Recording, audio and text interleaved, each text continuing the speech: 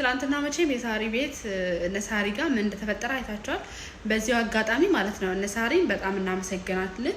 ሁላችሁም የመዳም ቅመሞች እነሳሪን ትላንትና ለተረባረቡት ሁሉ እናመሰግናለን በሏቸው።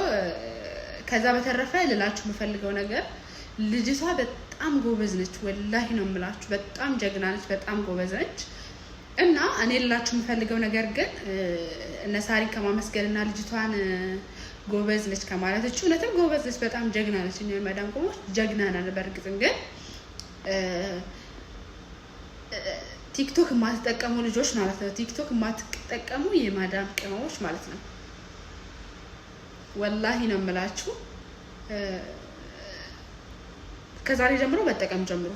እኔ ነኝ ያልኳችሁ መጠቀም ጀምሩ። እቺ ልጅ አሁን ቲክቶክ ባይኖራት እንዴት ላይቭ ገብታ እንዴት በቃ አይደለ ቲክቶክ ስላላት ከፈጣሪ በታች ከነሱ ጋር ተገናኝታ መዳን ቻለች።